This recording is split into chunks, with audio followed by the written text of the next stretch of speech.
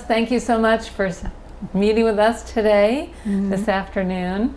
My name is Marilyn Forman Chandler. I'm here with Kate Mazer, and we are here on behalf of the Greensboro Jewish Archives and Oral History Project, conducted by the University of North Carolina, UNCG's History Department, Library Department, and Jewish Studies program.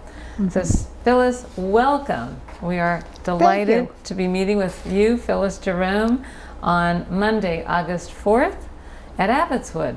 So thank you very much for having us. Thank you for coming.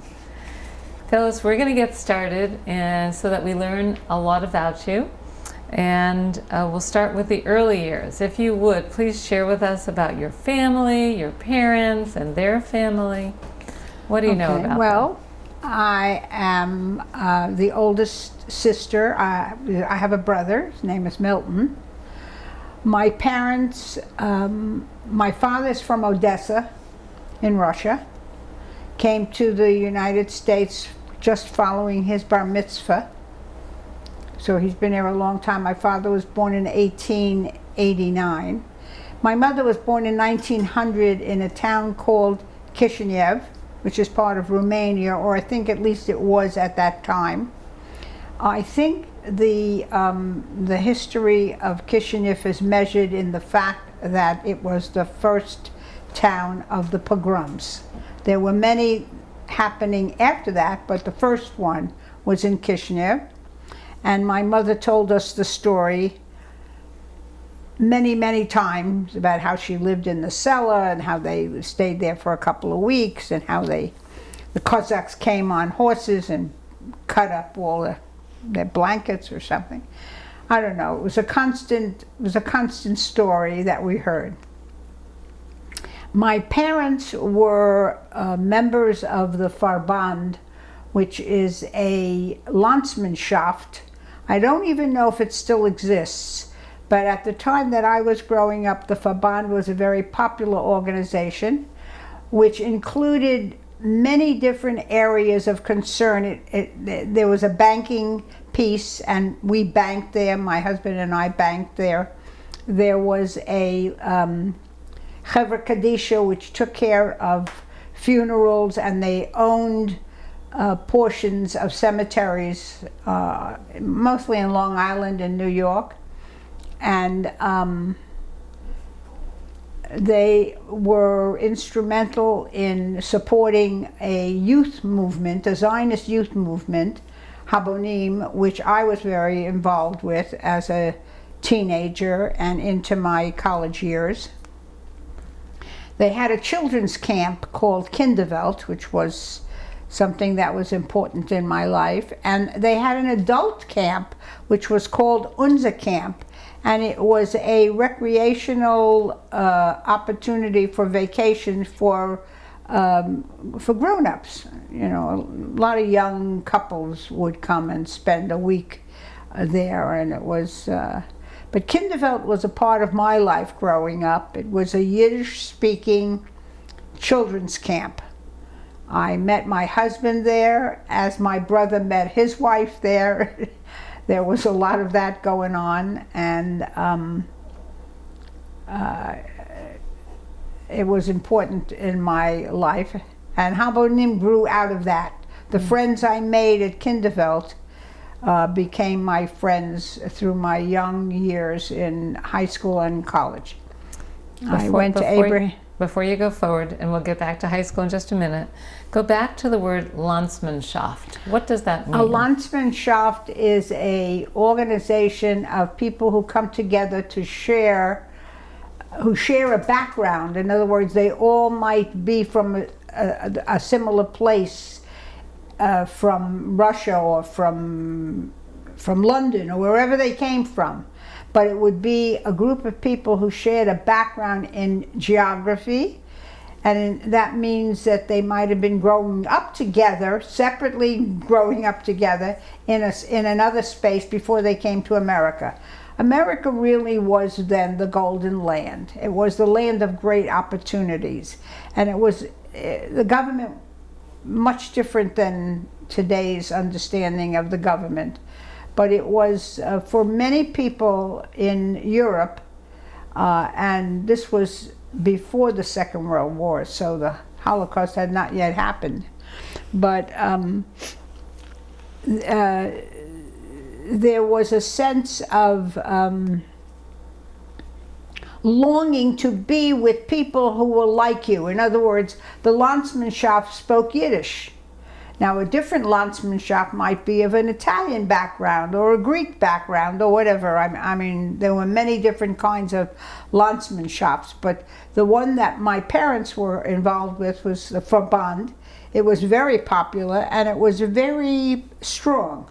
I mean, they had their own Chevra Kadisha, they did their own burials. When my husband died, they provided all the necessities of caring for the body and preparing the body and giving us an opportunity to have a place to go to have like a funeral parlor. Do you know what a funeral parlor is, or what might be called one?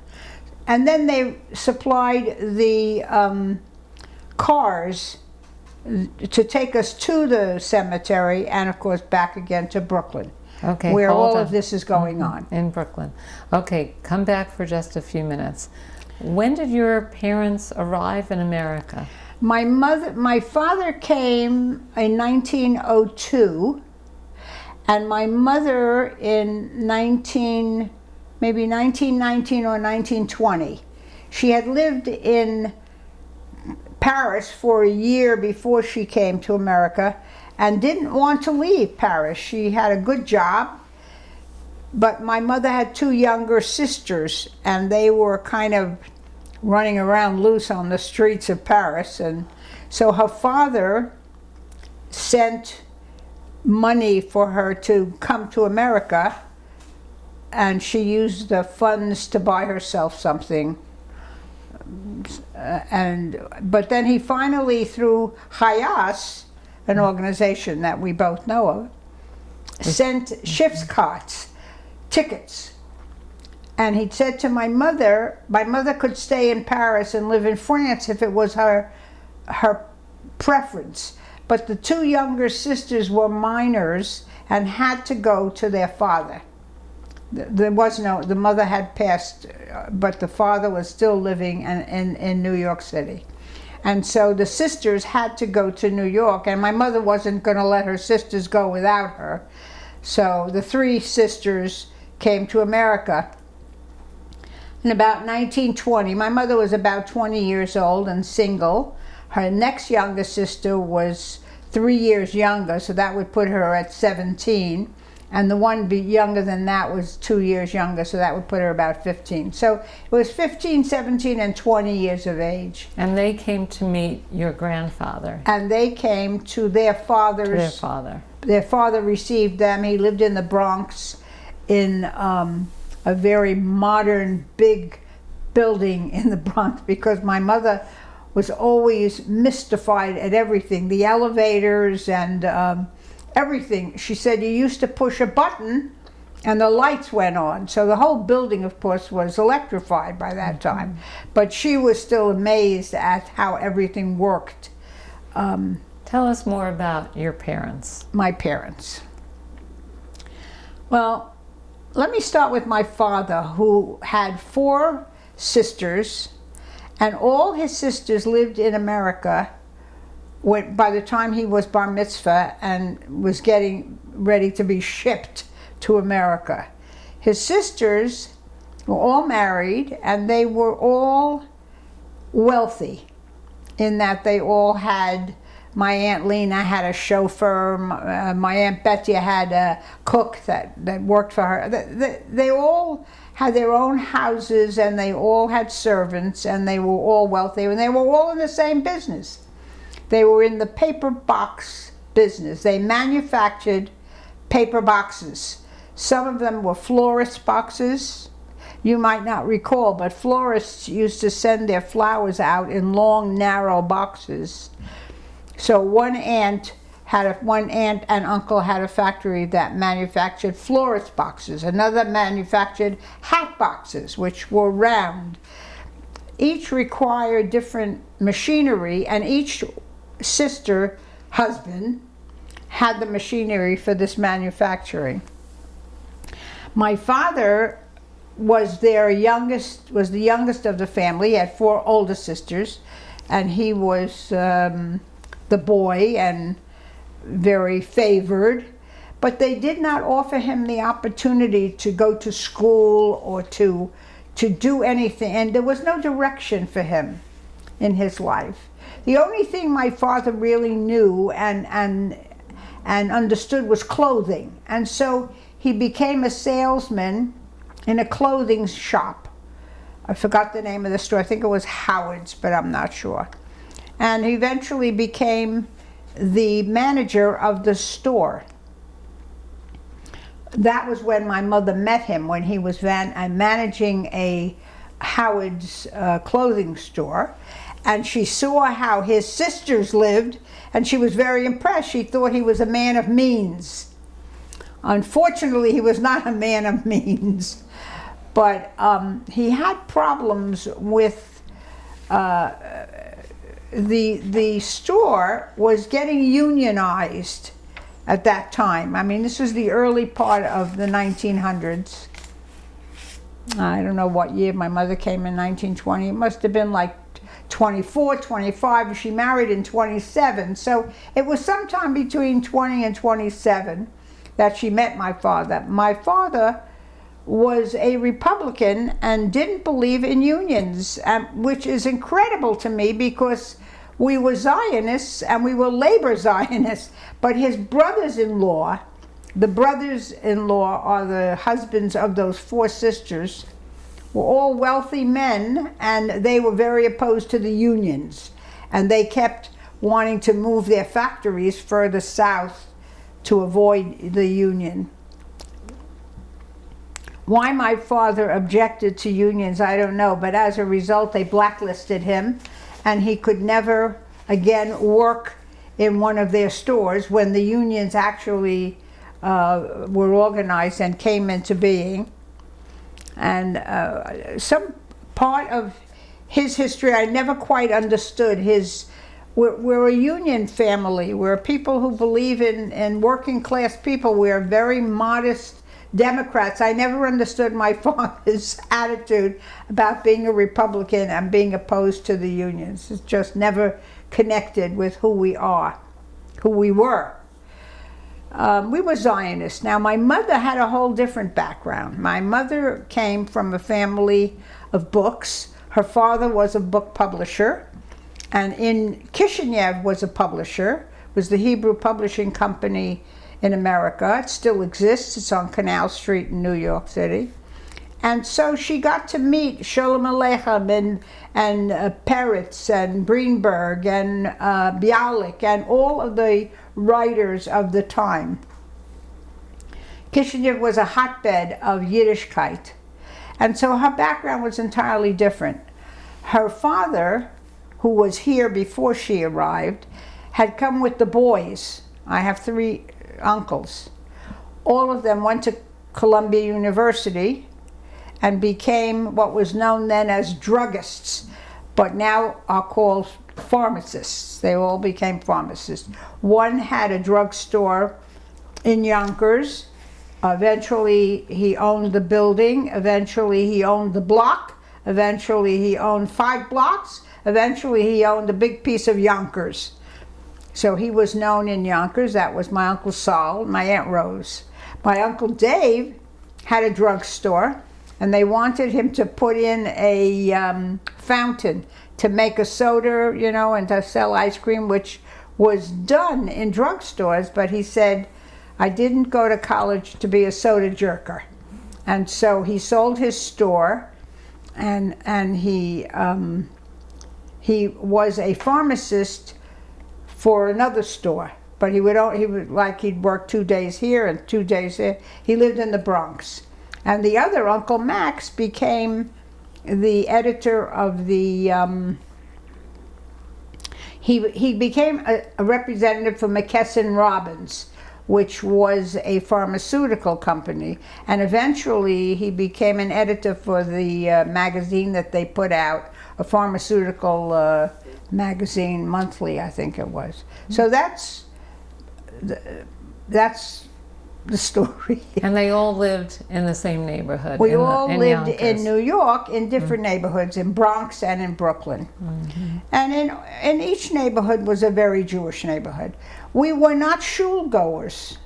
I don't remember my parents ever going to the synagogue, except many, many years later when I was grown and married and had children. Rosh Hashanah, I remember my mother going to the Y, which had services, and she went there. But my brother was bar mitzvahed in an Orthodox synagogue. We both went to Volksschules, my brother and I. A Volksschule was a Yiddish-speaking school, and I went for 7 years, and then I went to Mittelschule. But we didn't learn any Hebrew until the later years, but the early years was just Yiddish. And because we went to Kinderwelt, which was a Yiddish-speaking camp, and during the year I went to Yiddish school, and that was every day. Monday, Tuesday, Wednesday, and Thursday I went to class, and Saturday and Sunday morning I went to class. Friday and Saturday, of course, due to Shabbat, we didn't have classes. Anyway, all the boys went to Columbia University, and then my brother went to Columbia University, my cousin Arthur went to Columbia University, my cousin Franklin. No, and then my other cousin Arthur went to where Abraham Lincoln spoke. Let me think, Cooper Union. I don't even know if these places still exist. After Cooper Union, he went to Carnegie for an architectural degree. But all of the males of the family went to college, but none of the females. Well, we're going to get into that in just a little bit. Yeah. Share with us the story of your name, Phyllis Jerome. My name, Phyllis. My mother's mother's name was Fege. And so I was named Fagel, which is bird. In Hebrew it became Tzipporah. When I went to Hebrew school, they changed my name from Fagel, which maybe it was too Yiddish, to Tzipporah, and I became Tzippy or Tzipporah, and it still is my name. And what about your early years? When and where were you born? And I was born in Brooklyn in 1929. I am 96 years old. We lived for many years during the Depression years, from 1932 on until the war started, the Second World War. For many of those years, my father was unemployed. He was not employable because of that whole union incident that I described to you earlier. So he only worked part-time in different places. My mother had apprenticed to a dressmaker when she was still in Kishinev, because she was left behind with her sisters to take care of, while her father had moved on to the United States. So she became a dressmaker and did alterations and dressmaking, and had a shop in our house. And in our house, some part of the house was dedicated to her work, and the rest of it we lived in. Now, in that one address on East 10th Street off Kings Highway in Brooklyn, I went to PS 238, which is public school. Then I went to Abraham Lincoln High School. Then I went to Brooklyn College. Then I got married. Then I took a master's degree in Union, New Jersey, when I lived there. The name of the school, I think, was Kane College. Now it's Kane University. And that's my educational background. Now, what did you study? My master's degree is in education. It's an MED, so I am prepared to teach. And I became very interested in young children, and that's a story. After I was married, Joe was in the Army. After he was out of the Army, we had a baby. And that baby, I remember playing with her on the floor, and I said, let's take all the red blocks and put them here and the blue blocks here. And somehow Debbie didn't understand the concept. And I tried to teach it, but somehow she didn't get it. So she went to sleep, and that was the end of that day. And the next day when she got up, she sat down by herself and she sorted all the blocks, the red ones in one place, the blue ones in the other. And I thought, what happened over the night? What magic happened that overnight she understood the concept? And that became my original interest in early childhood education. So when I taught at Sonoma State University, I taught child development, which was part of the early childhood education. I also, as a result, I was the head of school for a huge early childhood center with a beautiful building that they built for the purpose of that school in San Rafael. Okay, hold on. We're getting ahead of ourselves. I'm going to go back just a little bit. So we talked about where you went to high school. We talked about your university years. High school, I was active. I was a cheerleader, and I sang in the choral society, and I sang with the All City High School chorus. And I was as active as anybody would be, not more so or less. Mm-hmm. High school, I graduated in 1947. What were your favorite subjects there? My favorite subjects, was music, first of all, because I was a pianist at the time. I studied piano. That's a whole other story. I took my piano lessons at the Henry Street Settlement in Manhattan. And my mother would send me, she would take, the piano lesson cost 3/4, 75 cents. She would take the 3/4 and she would tie it up in the edge of a handkerchief and put the handkerchief in my pocket. That was for the lesson. And in the other pocket, I had 2 nickels, one to get there and one to get back. That's how much the subway cost at that time, was a nickel. Had I lost my nickel, I would have been in trouble. I don't know. But she always said to me, if you get in trouble, go talk to a policeman. Talk to a man in a uniform, a policeman. I was 8 years old at the time, and I went all by myself with the BMT subway and made a change, a subway change. I'm amazed that my mother sent me to do that at 8 years of age with my music. There was no fear then at all? No fear at all. Mm-hmm. And today you would never in a million years think of sending an 8-year-old by themselves in the subway and make a change. The Henry Street Settlement was downtown Manhattan, and I lived in Brooklyn. So it was a trip. But you felt safe in company. In other words, if there were more people on the train, the safer you felt. Not the other way.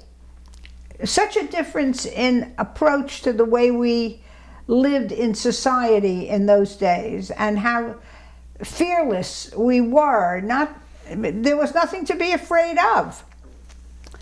Anyway, that's for my early years of piano playing. And so your transition from high school to university. So to Brooklyn. You said that all the men went to university. How was it that you, a woman, went to university?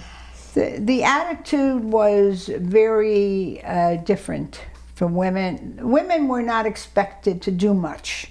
I mean, my father didn't expect me to do anything, and when my mother decided to send me to this Yiddish school, my father laughed at her. He said, "What are we sending her there for? You think she wants to grow up to be a rabbi?" I mean, it was absolutely beyond even, it was like a silliness.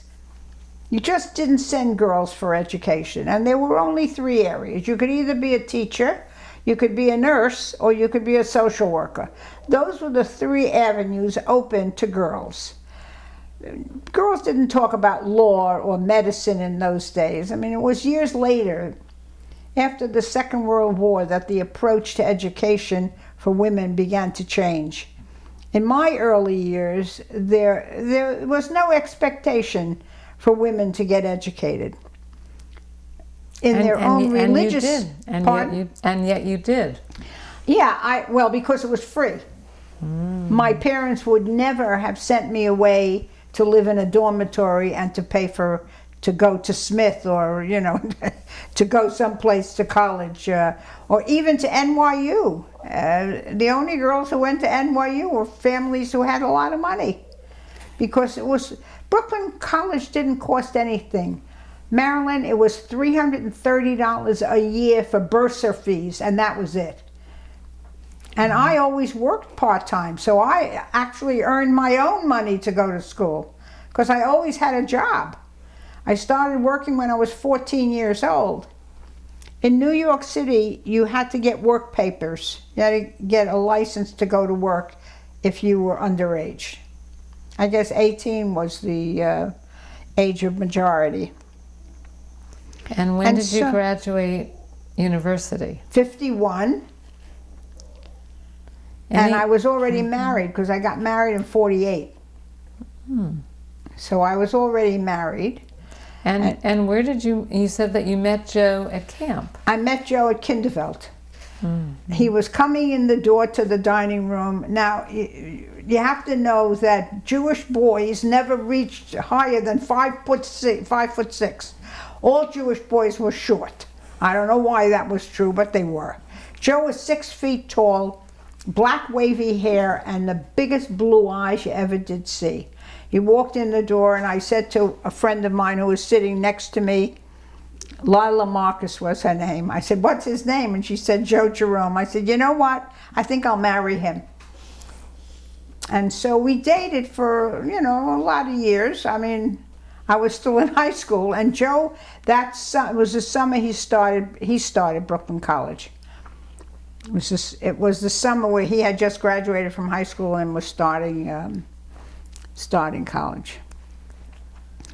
And so we dated for quite a few years, and eventually we married, because that's what you did. The war ended in 45, and there was a rush of young men who came home from the war.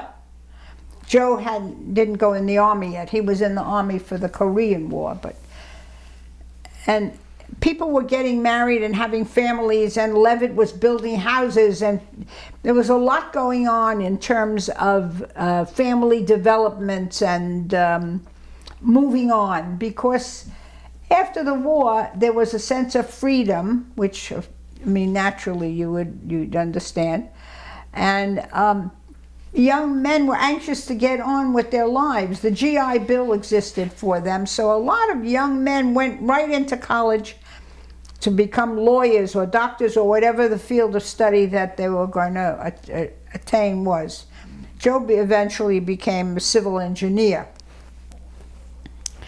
But in 1952, he was drafted into the Army. Did he go to Korea? He never went to Korea. He taught OCS at Fort Belvoir, Virginia. He was teaching how to build certain kind of bridges at Fort Belvoir. Fort Belvoir was an engineering post, and that's why he was stationed to that post. And he remained there the whole entire time that he was in the service. 4 years, I guess, was the Army at that time, I think. I think it was 4 years. But anyway, that's where and I moved there with him. I lived in Washington, D.C. by myself for a while and got a job in a shop, and eventually moved to Virginia, Northern Virginia, because he was able to live off post. So we rented a room in a family's house, the Katz's, a Jewish family, and we lived there. We bought our first car. He drove himself every morning back to Fort Belvoir, which was south of where we were in Alexandria, Virginia, and I got on the bus and went to Washington, D.C. to work where I was working. So, we lived like that for a couple of years. When he left the Army at the end of his tour, about 5 months before he ended his tour, I became pregnant. I became pregnant in January, and he left on May 4th. May 4th was the end of his tour of duty, but he never went overseas, and he remained the whole entire time at Fort Belvoir teaching OCS, which was the Officers Candidate School, and he became a sergeant, and we had a lot of fun. Had a lot of fun. We made a lot of friends, and I don't know, parties and. Do you know the address you lived in? I'm sorry, what? The address in Alexandria. Oh gosh. Let me think. My grandparents live there, so I'm wondering if Well, I've been before, there was a big track in that section of Virginia where trains were coupled and uncoupled. It was a big, tremendous changing place. Eventually, it became a city. I think Crystal City. I think. Yeah. Eventually, they closed up that railroad place, and it became a big city. And there were a lot of buildings were built. Washington was growing very quickly at that time, and no matter where you turned, they were building more buildings. Like in Roslyn and in Arlington and Alexandria, they were building more government agencies, buildings, because things were growing very rapidly. The government itself was getting bigger quickly.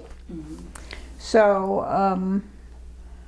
that's what it was like. It was after the war, and of course that's when we found out about what went on with the Holocaust. That's when our Zionism became a very important and relevant part of our lives. My Uncle Dave was a friend with Theodore Herzl, and we all met them. We went to have dinner with him once, my mother and me. Not my brother or my father, just my mother and me. We went and had dinner with my Uncle Dave, with Theodore Herzl. Really? Yeah. Wow. And my other two. This was before. Well, this was. This was my Uncle Dave was a member of the World Jewish Congress. He was a delegate. So this was in the 50s. I don't really remember, but if you look it up, maybe on your what do you call it? Telephone. Computer. Google. You'll see the timing, because I don't really remember the timing. But my Uncle Dave was a delegate and was a friend with Theodore Herzl. But my other two uncles, my Uncle Max, my Uncle Saul, were with Ben-Gurion at the Second World War. They were in Gallipoli with Ben-Gurion. Wow.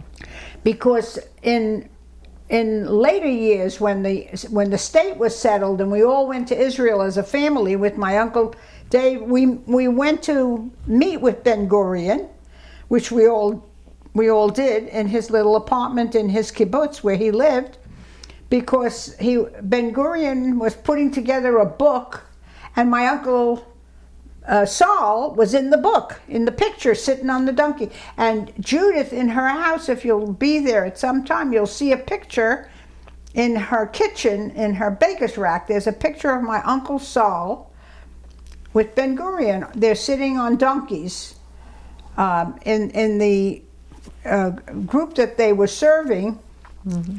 It had to do with, they were serving the English. This was before the promise, before the Balfour Declaration. When the promise was being made to Ben-Gurion and his how you call it, his agency that was not an agency. The Jewish agency. Yeah, Jewish agency. And my Uncle Saul was a part of that, and my Uncle Max was a part of that. Those two. My Uncle Dave was with Theodore Herzl. That was a whole different piece. But we were a very Zionist-oriented family. And which meant what? Well, my parents had an open house every Sunday afternoon. When I tell this to people, they're like amazed. I'm amazed now that my mother did it. We had a huge house, and we had a huge dining room table, and every Sunday she'd put a clean white tablecloth down on that table and take out all kinds of wonderful goodies, little things to eat, and sweets and fruits and all kinds of cakes and everything on the table. and we had a big samovar, and tea was the drink of choice, and people came. And it was open house. Nobody was invited, but people just came. Friends of my parents just came. And it was a place for political discussions. People would bring, like someone, a woman I called Aunt Rose, but she really wasn't Aunt Rose. She was just a friend of my mother's. Had a postcard that she got from someone from Poland that described the camp. And so there was a big discussion about the Holocaust and the camps and what was going on and what Hitler was doing, and it was just a lot of talking all the time.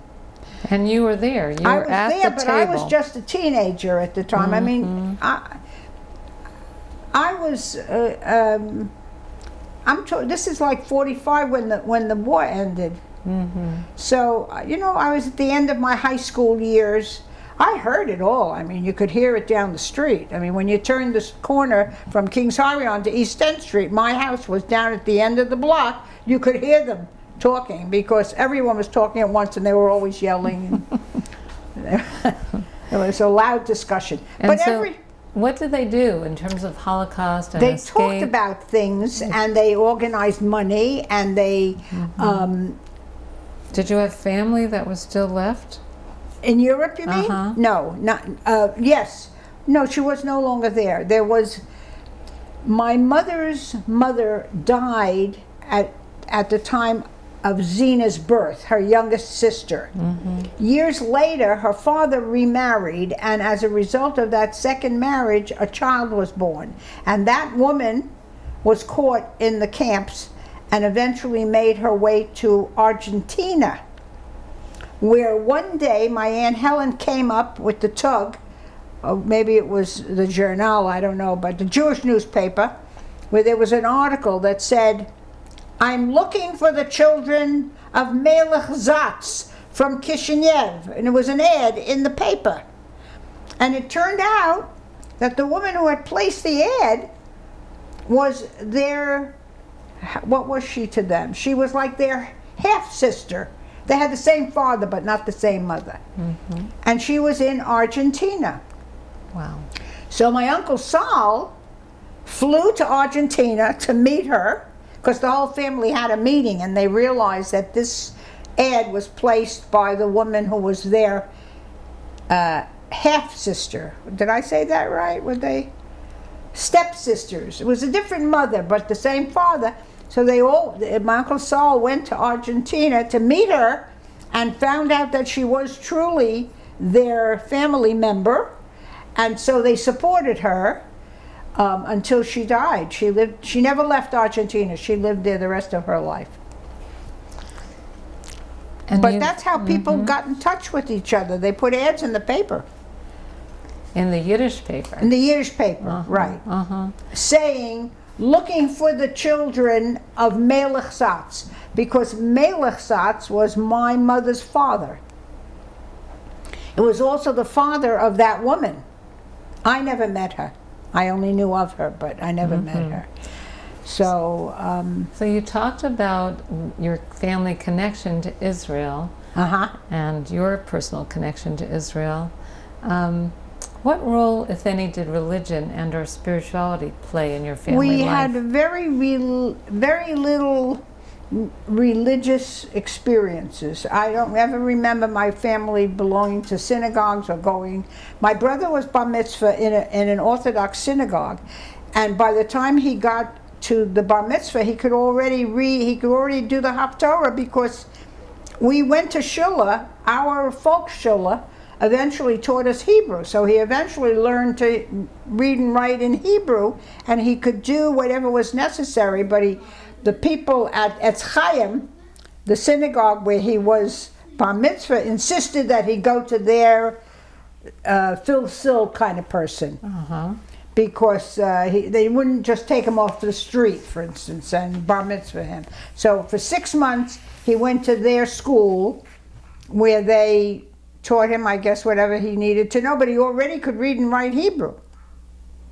And you could also? And I could also. And my mother read Yiddish poetry to me every single night of my life, like when you sing a child. So that's the story of my brother. And that's the story of Israel and Holocaust we touched on. Yeah, my mother and father's open house. That was the most unique thing, because none of my friends' parents did anything like that. We were the only ones. I always thought it was peculiar. And from starting on Monday, from Monday to Thursday, my brother and I spent every afternoon searching our house for the goodies, because my mother, she'd put out all these wonderful things, and then they would disappear. And we looked for them because we wanted to eat them. Candy and things you wouldn't even know about. Prunes. Would you eat a prune that had no pits in it, that was stuffed with peanut butter and rolled in sugar? Yeah, I mean, you don't know about that kind of stuff. Or I don't know, all kinds of goodies, things that we liked, that my mother would hide everything. Until next week, when she would take everything out again, she would hide all the goodies. But Milton and I, we spent days searching everything that you could think of. We had a lot of furniture because it was a big house. So you and Joe eventually met, you married. We married. And you were living in Virginia, in DC, and Virginia. And then where did life take you? Well, then after he was separated from the Army, discharged, and he still had schooling, and he still wanted to do schooling under his benefits, the GI, which is, I don't know if you know about it, but it was the most wonderful benefit you could get from being in the Army. Anyway, we moved to Brooklyn. I had a baby in Brooklyn, that's Debbie, and we lived there for a few years, and then when Joe finished his schooling and he was ready to take on a regular job with an engineering company, we went back to Virginia on a vacation. We had a car and we drove to Virginia on a vacation to see old friends that we had met when we were in the service that still lived in the area. And while he was there, he got a job. So we decided we would move, and we moved to Virginia, and we moved to Arlington. No, we moved to Arlington very short time, and then we bought a house in Annandale. Do you have an aunt that lived in Annandale? No? You don't hear me? Virginia. Virginia? I don't think so. No. Anyway, Annandale, which was part of... I'm trying to remember the name of the county, but whatever. Anyway, we lived there. I had a second baby, Judith, and Joe worked for a big engineering company. I forgot the name of the company, but they did big things, like there's a whole section of roads where the highway is curved and goes down to get on the other highway. I don't know how to explain it to you, but anyway, Joe worked on those curved highways. He worked in steel, but whatever, I don't know how to describe his work, but it was interesting, and we lived there for the early years, and then something happened with his job. I can't remember. The company changed hands and he expected a promotion. He didn't get it. I don't know what happened. From there, we moved to West Orange, New Jersey, because he did get another job with some company in Jersey, in Essex County. Every move we made was always work connected. In other words, if that's where the work was and he had to be there, then we moved there. And every city that we ever lived in was always work connected. We always moved because of the work. And you're talking about Joe's work. Joe's work, And were you home raising children, or were you working? I was home the first couple of years with two children. And I did get a part-time job in one of the schools in B'nai Jeshurun, in Virginia, and but I was basically home with two kids, and then let me think. Where did we go to? When we went to West Orange, New Jersey, life changed because I became very active in the Democratic Party. I ran on the ticket to be a member of the Democratic Party, and I won that election, and then I got appointed to the Library Committee, the Housing Committee, and a few other committees in the town. And so I was very politically active. Not Zionist, but local government. And had some, eventually I got a problem, which I'll tell you about. There was a big JCC, A Jewish community Jewish center. Community Center, which we lived near. And there was a huge landlocked piece of property. It sounds familiar what happened here, but anyway. Big landlocked piece of property that they did not ever explore or use. In other words, they had a big parking lot at the back of the building, but after that there was a big piece of property that was just trees. And next to it, alongside it, was the site of a housing development in that community. HUD came to us and said, we will build housing but you have to take over the running of the facility, and it can't be just for it can't be just for Jewish people. And the Federation got involved. And the Federation said they would take on the building of the housing. It was a senior housing development that HUD, which was a government agency, would build bricks and mortar, but the community would take over the running of that particular housing. I tried to do it here. Do you remember that? Yeah. Anyway, I became involved in pushing for it to happen. The families that lived in the housing development alongside that area where there were a lot of trees, you couldn't get to that piece of property unless you went through the JCC parking lot because it was landlocked. The JCC said they would open up their driveway to accommodate that housing if HUD built it and the Federation took over the handling of the project. So I was very active because I was a member of the housing committee, senior housing committee for the town of West Orange. So I became very active in trying to get that to happen.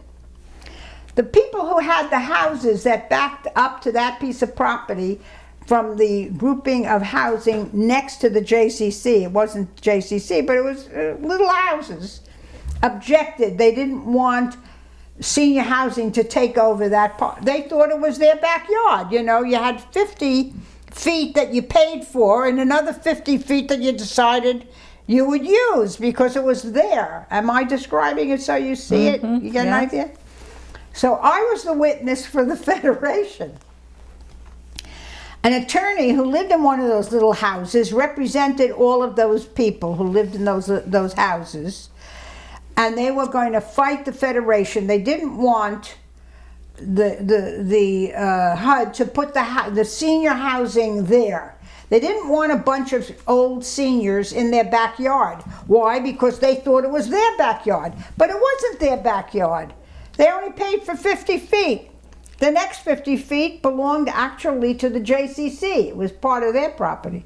And I was the witness for the Federation, and the attorney for the housing said to me, "You'll never run in this town again for anything, and I will see to it that you will never win another election in this town." And he was absolutely right, because the next time I ran for election, I didn't win, and it was his fault. But what happened? We're waiting. They built the housing. They built it. Okay. And it's still there today. And what is so strange about that story is that at that time, my mother lived with me. My mother was in her 70s, and she lived with us. We had a big house in West Orange, New Jersey. And she decided she wanted an apartment in one of those houses. And I was on the housing committee. So I said, okay, and I got her an apartment in those houses. And my mother lived there for about 15 years after that. She moved in there, and she lived there for a very long time until she died. So that's my story about the Federation in West Orange, New Jersey. And I never ran for another election in that town that I ever won. He made sure, and what hurt me more than anything else was that he had numbers on his arm. He was a survivor. He was an attorney, but he was a survivor. And that he was so objecting, well, he represented the people who were objecting to having the senior housing back there. And it's still there. And in order to get to it, you have to go through the JCC parking lot, because it's like in their parking lot. I don't know how to describe it to you. Well, so you left a legacy behind when you left West Orange. I guess you could say so. I guess you could say so. But it was just horrific what was going on in town about the people who would call me, those who were supporting me and those who were against. And those who were against, you know, they really were fighting me. I mean, how dare I? We don't want a bunch of old people in the backyard. We want our trees, and it was crazy. You sound like you're presenting the case right here. Well, it was just crazy. And because I was the witness for Federation, they picked on me as the enemy. Whew. That must have been a hard place to be in.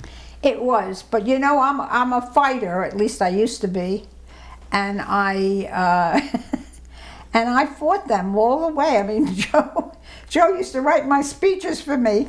I was constantly going to talk. I was you know about the League of Women Voters? I don't know. It's not active here, but the League was very popular in Jersey. You know what the League is.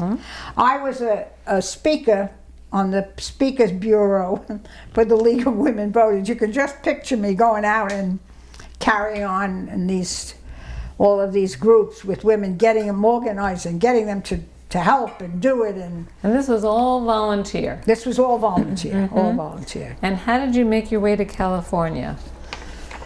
Well, let me think. How did we get to California?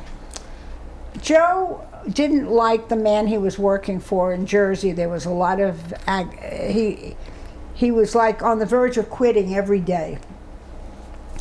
And finally someone called him from California and talked to him about coming to get a job there. I don't even know how that happened. I don't know if it was in a friend of his or someone he knew from school or something, but something matured from that conversation. And Pesach, we were sitting at the table, and I think I had like 25 people that Pesach, and the phone rang and he answered it, and he came back to the table and he said, right at the table, he said, "Phyllis, how would you like to move to San Francisco? I just took a job." What? I mean, it was Pesach. And everyone in the family kept saying, what is he doing? What? Turned out the following day he flew to California himself to talk to them about employment and whatever was involved. And what year was that, roughly? let me just think. 78, 79, something like that, about 79. 39, 49, 59, 69, 70. So I was 50 years old. I was 50. I had little kids. They were still at school, you know, in grammar school age. Anyway, he went himself, and he came back, and I said to him, I would love to move to San Francisco. And my mother was supposed to move with me because she was part of my household. But my brother said, my brother lived in Jersey at that time, and said no, he or she has friends, because she became a very active member of the senior club at the JCC. He said he or she has friends, she has people that she associates with, and what will she do in California? You'll go to work, and she'll sit a whole day in front of television. I don't think it's a good idea. I don't want her to go. And he was very adamant, and she already had her apartment, and so it was arranged that she would stay in Jersey in her apartment. Milton and Lori, my sister-in-law and my brother, would be responsible for her welfare, and their children would be involved in visiting with her and being with her. And she was, she preferred it. I mean, she didn't say, oh, I want to go with Phyllis to California. She really preferred it. So that's how that worked out. And Joe took the job, and went himself, because I had to sell a house. So I stayed in Jersey to sell a house, and let me think. Debbie was already with school and was working. Judy was in a master's program for Rutgers. I think so. I mean, that was the timing. And I stayed behind to sell the apartment, the house. I sold the house and packed up. Oh, and then the people who hired him paid for our move. So they sent somebody and did all the packing, and the moving was all paid for by the people who hired Joe. And he was already working there and living in like a motel kind of situation. And I moved to 1980. I moved to San Francisco. And were you working at the time? Not yet. Not I mean, yet. I just moved there, and I spent the first few months that I was there. It was like April, and I just I had a system. In San Francisco, you could buy for $20. You could buy a bus ticket if you're a senior, and you could ride any kind of bus for any amount of blocks in any direction you wanted to go. All you had to do was show your pass. So I would get on a bus, and I would ride. I bought this ticket, and I would get on a bus, and I'd ride to the end of the line, and then stay on the bus and ride back to where I got on. And then I'd take a different bus and go to a different, until I understood San Francisco, where everything was and how the city worked, and we became we joined the synagogue. I'm trying to think, Kol Shofar, and I can't remember the name of the rabbi. Well, we became friendly with the rabbi, and Joe joined different kinds of study groups, and he became interested in art. Judith already had finished her master's in art history, and so we had heard a lot of lectures about art, and every time we'd go on a sightseeing tour of a museum and Judith would come with us, she would tell us about the artist and who it was, and so we learned a lot about art, and Joe loved the stories, so he took a job as a docent, a volunteer job as a docent at the DeYoung Museum, which is the art museum in Golden Gate Park. And I went to work in a school. I started teaching. I don't even remember where or whatever, but Joe started to study as a docent the art in the DeYoung Museum. And the DeYoung Museum was beautiful. I don't know if either one of you have been to San Francisco, but it's in the park, in the Golden Gate Park, and they rent out the space at night for the museum. You could get married in the museum, or you could have a meeting in the museum. You know, there are museums that do that. Mm-hmm. Anyway, Joe started to study the Dead Sea Scrolls, because there was a 3-year, 5-year plan, I don't know how many years, that it was going to come to San Francisco to be part of their exhibit, and he was in charge of the docents, and he had replicas, paper, not the real thing. From Israel, they were coming. Pardon? They were coming from Israel? Yeah. Mm-hmm. And he was studying them, and Joe was a graduate of yeshiva and had a very interesting background educationally. Anyway, he was studying them, and he was teaching the other docents, and they had arrangements to rent out the museum at night to corporations who were having their corporate meetings there with dinner and everything. You know how they do that? Mm-hmm.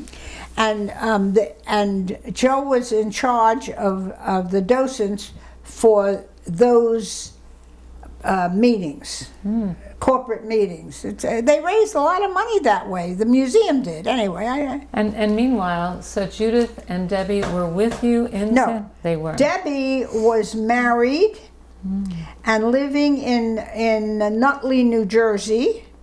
She stayed behind in Jersey with the guy she married, Mark Rubin. Judith, was Judith already with David? Let me think. No, when I moved to San Francisco in 1980, Judith was not with David yet, because I remember them both coming, and we spent the day in Napa when they were single. They were a couple. We went, the four of us, went up to Napa for the day. So she was not yet married. But it was during that time that I called up Gloria, and I said, Gloria, you're not going to believe this, but we're going to be grandparents to the same grandchildren. She said, what do you mean? I said, well, Judith, when she makes up her mind, and she's made up her mind that she wants David. She said to me, so what's David, chopped liver? I said, I don't know what to tell you, but that's the story. And you knew Gloria, and Judith and David knew each other from New Jersey? Oh, Judith and David know each other from when Judith was 2 years old and David was 3 years old. They went to preschool together, and I carpooled them. So did Gloria carpool them. We lived in Virginia at the time. We owned a house in Virginia, in Annandale. That was the Annandale story that I was talking about. So Gloria, there were like 120 houses built in this development, and there were 3 Jewish families: the Jeromes, the Altmans, and one other family, Doris. I can't remember her last name. So when I moved in, I could see through my kitchen window up the hill Gloria's house being built. Wasn't even finished yet. But when they moved in, I remember going there on a Friday, and I brought a challah and salt and the rituals that we go through as Jews, and we became friendly. She had 2 little boys, a 3-year-old and a 1-year-old. Bill was a year old and David was 3. And I had 2 little girls, and one of them was a 2-year-old. So when they went to grammar school, Bill was in 1st grade, Judith was in 2nd grade, and David was in 3rd grade. They're 1, 2, 3. Wow. Anyway, they sort of grew up together, and the fact that she, never did we say, wouldn't it be cute if your son married my daughter? Never. We never had that conversation. It never came into even thinking. But one year when we lived in West Orange, or we had just moved to San Francisco, and Judith had an apartment in South Orange. She was finishing her master's with Rutgers. And Gloria wrote to her and said, David has got a fellowship in Washington, D.C., and he wants to come to New York. Can you be his hostess? To Judith. Judith wrote back, and she said yes. And she said, I'm actually house sitting for friends of my mother's, and there's plenty of room here. He can stay with me. She was house sitting for the Goldmans, and they had a big house, and David came up that weekend and actually stayed with her in that house, spent the weekend with her, and she was his hostess, and it took him around, whatever. And that was the beginning of their relationship.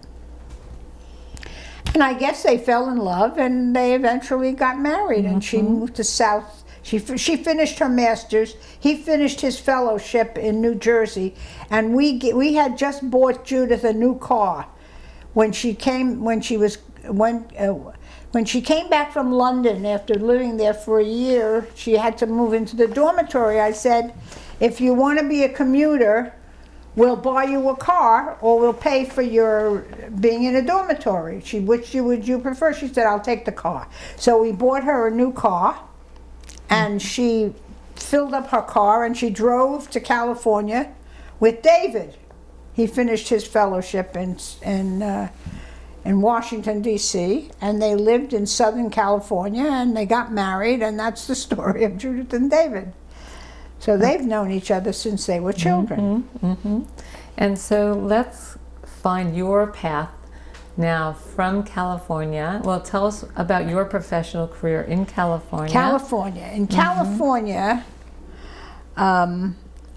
I loved California. I loved San Francisco. It's a wonderful city, and we had a beautiful apartment in a very big modern apartment house with a view of the Golden Gate Bridge. I climbed to the top of the Golden Gate Bridge, but that was years later. Anyway, how did I get my first job there? I can't even remember. No, you were working in Marin County, and I was working in Marin County, but I was also first working in San Francisco. And then they built a new school in San Rafael in Marin County, and John Steinfurst, who was the director, came and asked me to take the job to go there and build that school. It was a new situation, and I agreed to do it. was that a preschool or a? It was a what preschool, but there were lots of programs associated with the standard preschool. There was a Mommy and Me, and there was a swimming program, and there were 300 kids in that school. Wow. At different ages. We even had an infant center. We had a nighttime program for parents who were like nurses who had to work at night, you know. We had a night program for children to sleep over. We taught them how to brush their teeth. I mean, it was something new. And at the time, we tried to get, Dianne Feinstein was the mayor at the time. And she had organized a conference for all the big employers like Levi Strauss, the Goldmans, you know, Rhoda and Richard Goldman.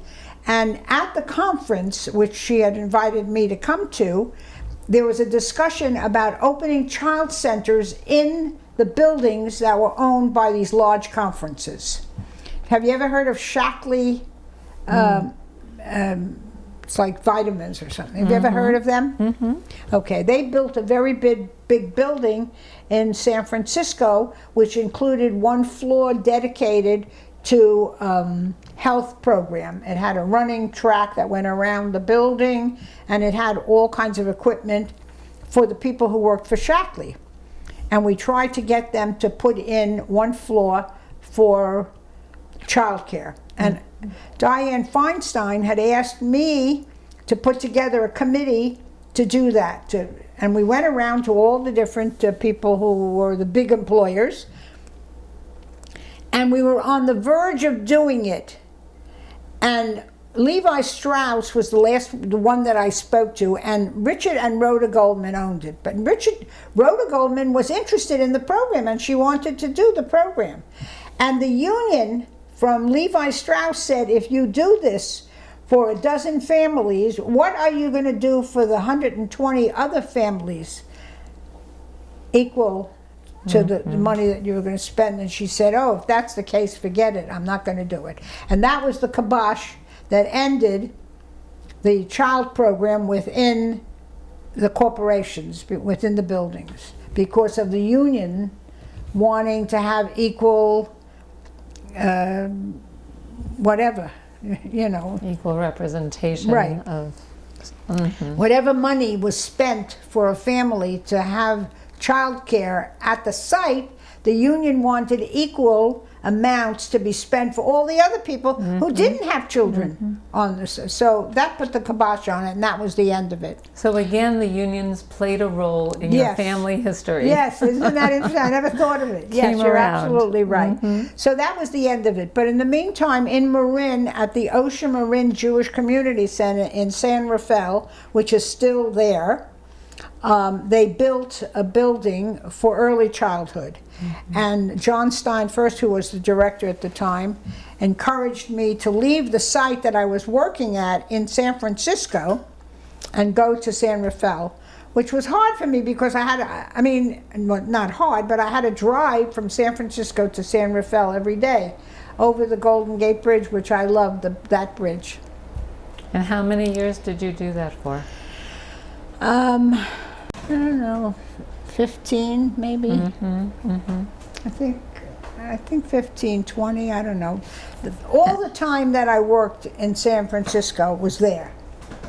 So I don't even remember. It was, I guess, from 1980 to 1994, I guess about 14 years. Because I came here to North Carolina in '94 And why did you look to leave California? What happened? to leave San Francisco. Yes. Well, first of all, in 1994, January, Joe died. I came home from work, and I came into my apartment, and the breakfast was on the table as I passed the dining room table. It was nighttime. It was supper time. And I looked down the hall, and the light was on in the bathroom, and I said, "Oh my God, Joe is dead." Because I called his name and he didn't answer. So I knew immediately he had died. And he was dead. And I found him dead in the bathroom on the floor. And so that was the beginning of '94. And everybody said, don't leave until a year. You shouldn't leave, or whatever. So we buried Joe. And I was still contracted to teach. I was teaching for Sonoma State, which was a state college system for California. California has a state college every 20 miles. You know, there's a lot of state colleges. Anyway, I taught there. I taught child development. There were certain courses that you needed to have if you were going to be a director or a principal of a school. So anyone who was going to be a director of an early childhood program had to have these courses. I taught those courses. That was what they hired me to do. So that was my experience. The politics of universities, was going to fail. I took my cards with the grades into the head of the department, and there were a couple of people I was going to fail. And she questioned it, and I took out the work, and I showed them copies of the work, why they had not met the standard, the minimum standard. And she said to me, "Would you like to teach here next semester?" And I said, "Yes, I would." And she said, "Well, then you better mark on the curve." And that was the beginning of understanding the politics of university life. So everybody got from an F, got to a C. C's became B's, B's became A's, and that's how it works. Okay, so you're teaching in Sonoma. You had a contract to fulfill. Right. And what happened? Why and were Joe you... died, Yes. and Judith, and we had the earthquake in '89. It was a very bad earthquake, and Judith decided she didn't want to live there and raise children in an environment where you'd be afraid to go out, because the earthquake happened and we were all separated. And one baby she had was in one child center and in another one, and they lived in a house someplace and we lived someplace, and we were all over the map. But we all knew, because we had all talked about it, in the event there should be any kind of calamity, like a big earthquake or a hurricane or whatever, a tsunami, that we would all go to Judith's house. Everybody, we went to Judith's house. Debbie and Mark went to Judith's house. Joe and I went to Judith's house. And Judith had everything. She was prepared. Everybody had a toothbrush and a tube of toothpaste. Everybody had soap. Everybody had towels. Everybody had bedding. Everybody had food. The power was off in San Francisco. But she had little things that, I forgot what you call them, that you cook with. Like hot, whatever. Anyway, little gas stoves or stuff, or she was prepared to cook food with.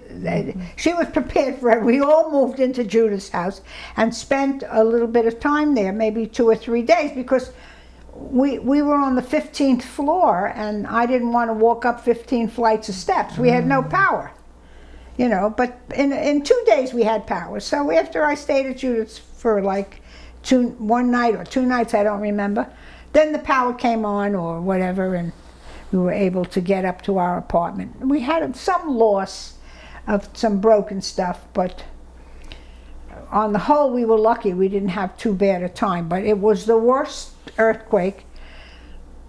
I can't even describe to you. The Marin fell down into the water. The whole Marin fell, because it was built on, like, it was bad. I don't know. I can't explain. You're talking about the marina? The marina. Uh-huh, Yeah. uh-huh. But everything was closed for a few days, and then you know, like any place, you get back together, the power comes back on, and people start repairing and fixing and doing whatever. At that point, Judith did not want to stay in San Francisco. So she encouraged David to look for another job.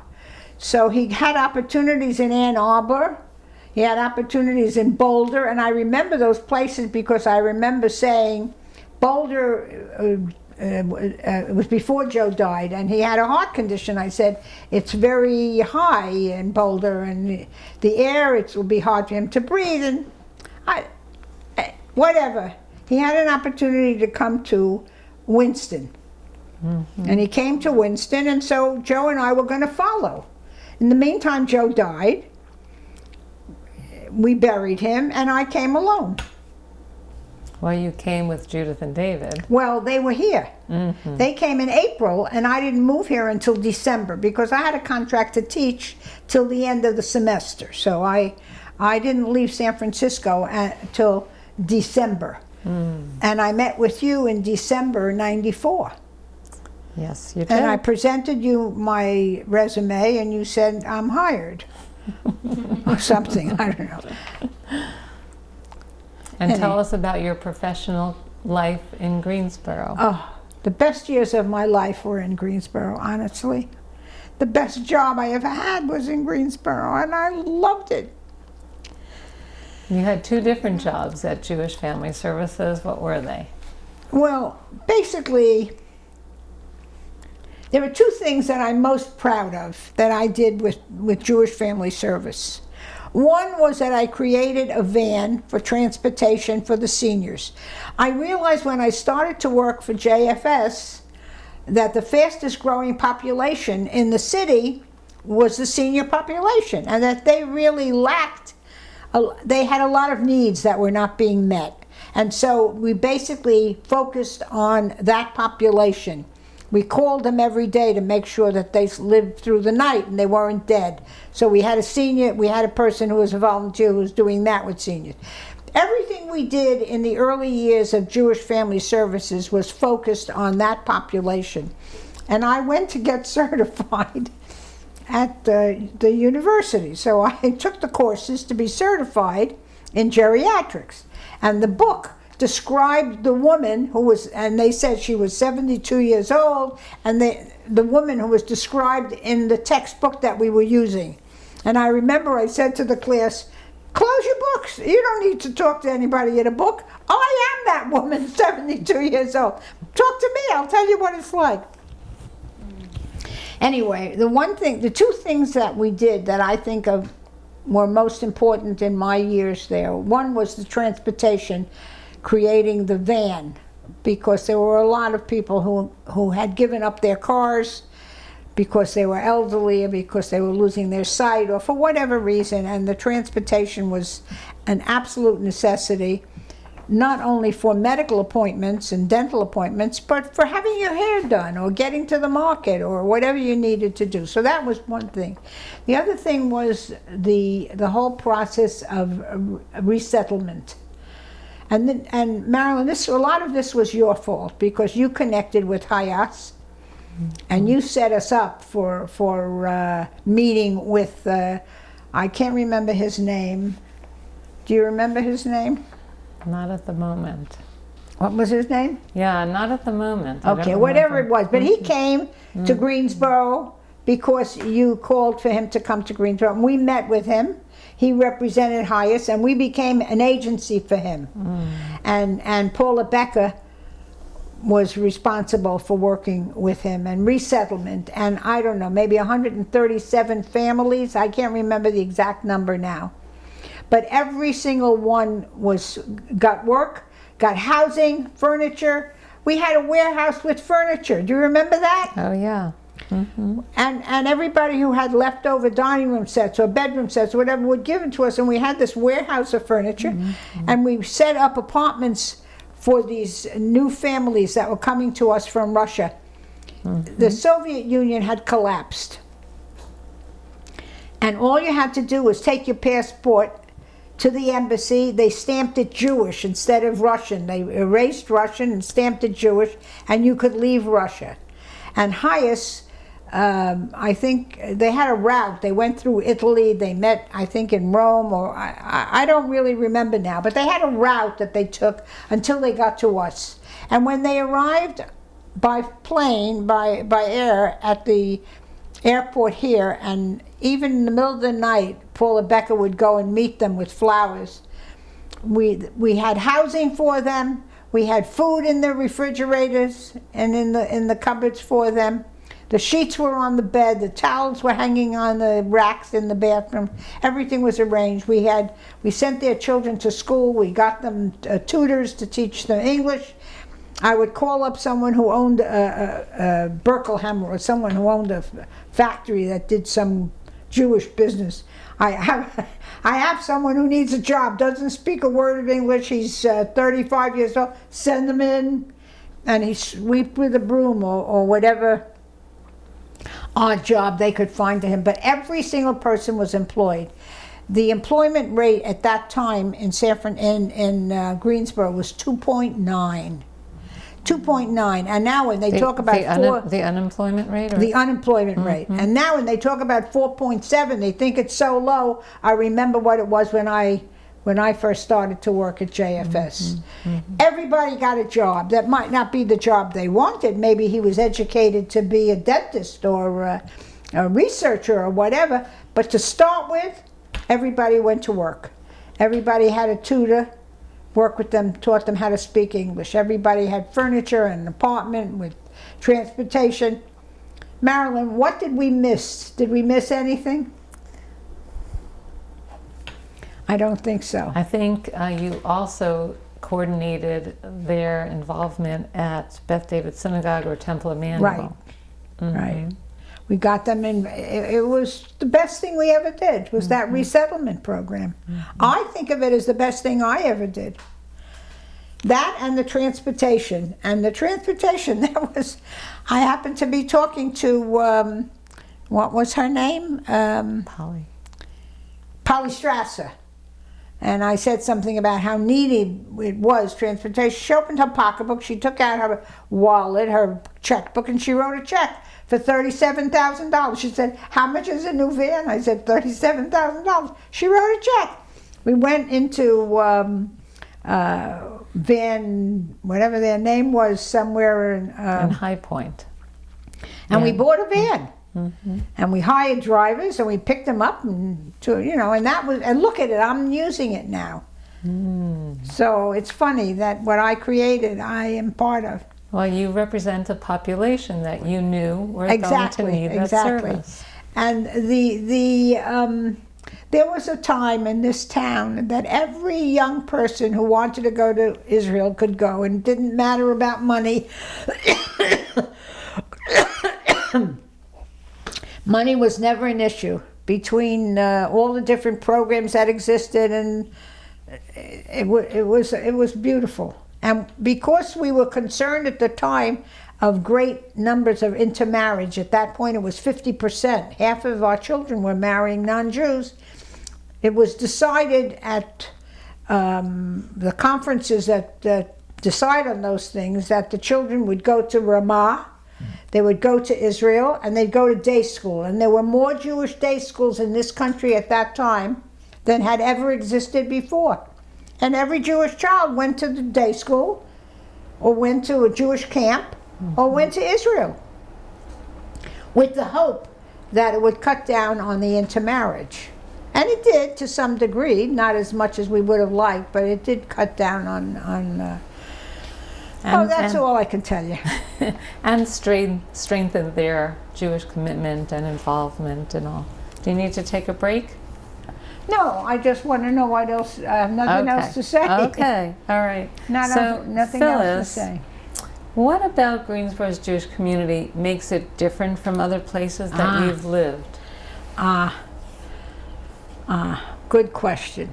Well, I've always lived in big cities, in not in suburban communities or little towns. I've only lived in New York and San Francisco and Washington, D.C. These are big cities, so their commitment to Jewish life is entirely different than it is when you live in a little town. Because in a little town, you have to identify yourself because you become part of a community of people.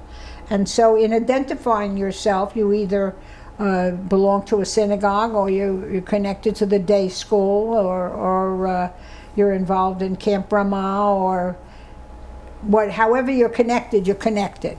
Mm-hmm. Because living in a small town, you cannot escape, you cannot hide from your community. And so whether you are black or white or Jewish or Christian or whatever is your definition of who you are, there is some organization ready and willing to accept you as part of the group, community. And in Jewish life, community is very important. In Jewish life, we live and learn by community. We're bound by community. And so if you are Jewish, you have to find your way to connecting to your community. Now it's through the synagogues, or it's through Camp Ramah, or it's through B'nai Shalom, the day school, or it's through Jewish Family Services, acting on the programs that they provided, or the federations providing the programs that they provide. But you have to identify yourself. Mm. And so Greensboro is typical of a small town. You know, it's the smallest town I ever lived in. Mm-hmm. And what about Greensboro as itself? Not even the Jewish community, but what about the larger Greensboro community makes it different from other places you've lived? Well, let me think. Living in the South was a hard adjustment to me, because to me it always represented lynching and slavery and the whole concept of what the South was prior to the Civil War, during the Civil War, and after the Civil War, and the Jim Crow laws. And so much of our government, our Washington government, is connected to the differences between the North and the South, and what part of that place is. Mm-hmm. The South can never escape the fact that they had slavery. The Civil War was fought because of slavery, no matter what someone says about economy and stuff like that. It was because of slavery and because of the attitudes that the white people have about black people, and it still exists. So that part of the South I've never been comfortable with. My psyche is very anti-South because of what it represented to me through my childhood years of understanding our history, and what I know actually existed. You know, when you listen to, I forgot the name, she was a singer, used to sing a song about the fruit that hangs on trees. Fruit. What? Strange fruit. Strange fruit, right. When you listen to that song and you understand that lifestyle, I mean, you cannot move away from having a sense of responsibility as an American, as a Jew, as a Southern person. I mean, it's... How did that song go? I don't even know that song. It's Strange Fruit. It's about lynching. When you hang people on trees and you lynch them, it's strange fruit. Anyway, I forgot her name. Billie Holiday, right. Southern trees bear strange fruit, blood on the leaves and blood at the root, black bodies swinging in the southern breeze, strange fruit hanging from the popular trees. Okay, so that was the song that I knew and that I used to hear. And I followed Billie Holiday. I liked her very much. I thought she was fabulous. And so was that the South that you saw and that you still... Part of it was. Part of it was. And part of it was not. I mean, I made friends with black people, and I have very close friends, closer to me than white people. I have very close friends that are black. So, but I always identified with them because I was Jewish. I always felt that that was part of my heritage, was in the acceptance of all people, and that the color of your skin doesn't matter, except it's the color of your skin. I mean, your eyes are blue. I remember once at the pool where I go swimming at the pool on Horseman Creek, saying to someone, well, we don't like people with blue eyes, and anybody who has blue eyes, we don't want them to marry our children. And she said, and at the end of this whole story that I was making up as I was going along, she said to me, "That's the most ridiculous thing I ever heard, that you don't like someone because of the color of their eyes." I said, "You don't like someone because of the color of their skin." And she said, "Yeah, you're right." Wow. But Jewish education became paramount in this town for me. I had never belonged to a synagogue, even though my husband was a graduate of yeshiva, and there was a different attitude and approach we had to Jewish education. This became a daily thing. Let me see if I can find some words. It became paramount in my life, the synagogue. And the differences between the temple and the synagogue, which amazed me, that the people from the temple thought the synagogue was too Jewish. The people in the synagogue thought the temple was like a church. Am I speaking the truth? According to Phyllis, yes. According to Phyllis. Anyway, so what we did was we started a program of luncheons for seniors in celebrating the holidays. Like we had a Rosh Hashanah luncheon, and we had a Passover luncheon. We had, the different holiday luncheons, and we brought the seniors together, and it was free, and you offer free food, everybody will come. We offered it to the seniors, and they came. We used to have as many as 150 people come and sit down to lunch in those days, to mix them up so that the temple people and the synagogue people would know each other, and they did. They did, and the attitude did change between those groups of people, partly due to the rabbis of those congregations, and time, the times that we lived in. I mean, there were a lot of things that happened that made it. But the one thing that was current, that flowed through everyone, was the love of Israel. That was a common denominator. It wasn't until many years later that young people started to move away from their love of Israel. When I was young, Israel was like Gan Eden. It was very, very important in our lives when Israel became a state in 1948. Everybody wanted to go there. Everybody wanted to be a part of it. The kibbutz was something you talked about all the time. I mean, everybody was a Zionist. And then something happened. I don't know whether it was because of the politics of Netanyahu. I mean, I'm not going to go into all of that, but something changed. And young people no longer felt that it was the most important thing in their lives, that the existence of Israel is important. And the world changed, and attitudes changed, and You're talking about more like in the last 10 years? Even more so. 10 years, 15 years. And there was a time when young people, Israel was paramount. It was the first thing you realized, the necessity for Israel to exist, and then it waned. How do you feel about it now? What? How do you feel about Israel now? I have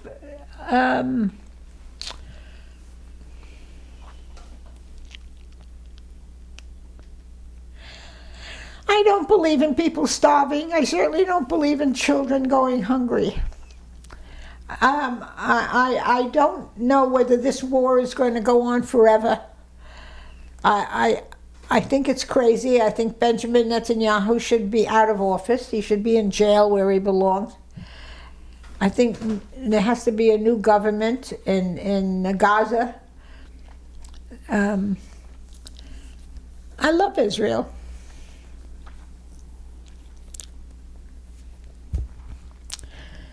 I love Israel more than I love America. Shame on me. Where does that love come from? Does that come from your labor Zionist days? It comes from a deep feeling of being Jewish. Mm-hmm. I don't mean to be sitting here and crying because it should be a time of joyful conversation, but the wear and tear of being Jewish is enormous. I know. You know, and I'm 96 years old. I've seen a lot. I've heard a lot. I've been a lot. I lived through the wars. What do you think?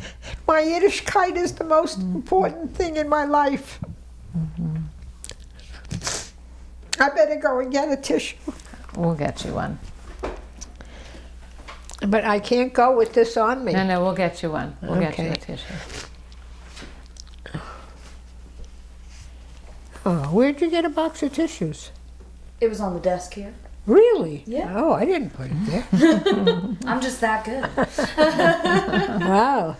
I actually have some in the bag.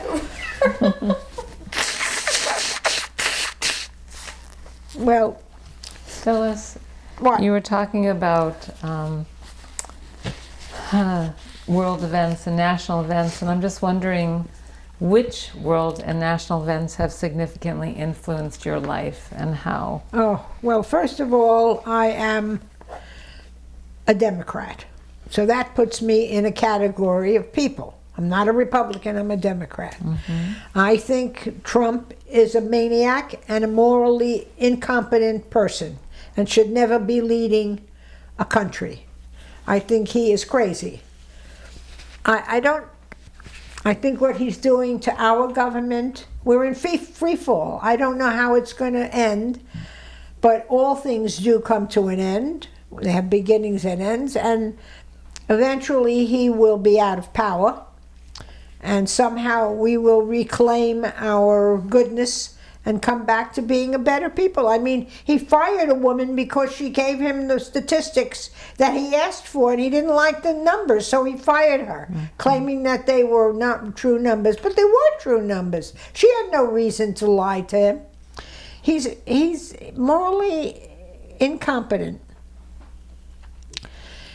But I'm very concerned with the future of our government and how it's moving. I think that it's very corrupt. It's probably the most corrupt government that I've ever lived through or have memory of. And it's a difficult time, a very difficult time. Mm-hmm. And I find that if people I don't understand Christians who are anti-Semites, because their God that they worship so much and always talk about is Jewish. So it's hard for me to figure out, why do they think their God is so whatever. I'm very worried. I'm very worried. We're in a very, very difficult state of affairs at this time. And I just hope that enough young people, we need a leader. We need leadership. I don't see leadership on the foreground. I think the Democratic Party has to develop leadership and take hold of the government and start moving in a better direction. And it's possible. It could happen. I don't know who those leaders are, but they'll find them. Mm-hmm. How has your life been shaped by your relationships and or friendships?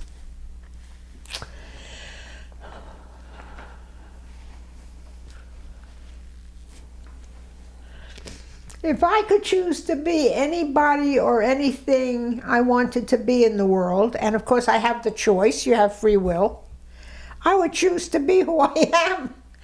I would choose to be Jewish. I love being Jewish. I love the Torah.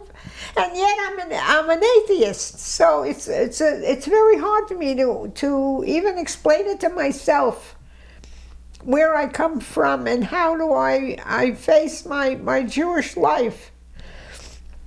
But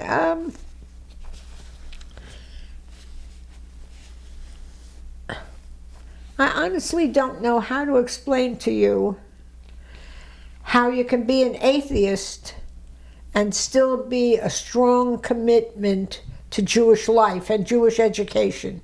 To me, when I go to a class on Tuesday and study Torah with Angel, it's like a highlight of my life.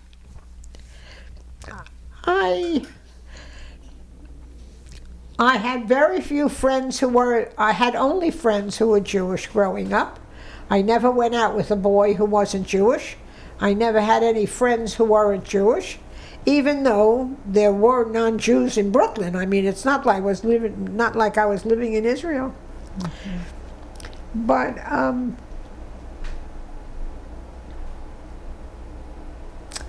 and who were your role models? And why? What did you admire about them? Well, people that you never heard of. Mm-hmm. Forman, who was a teacher of mine, and Chavera Balin, who was another teacher of mine, a woman. My mother.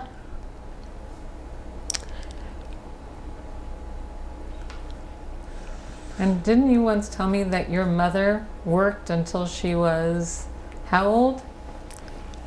My mother, that she what, worked? She worked. She had a professional career for... My mother was a dressmaker. Mm-hmm. And so she worked, obviously. She supported our family. Right, but how old was she when she finally retired? Oh, I don't know. She was 90 probably. Mm-hmm. She was 95 when she died. And she was college educated. She went to what you have here in what you call the 2-year school.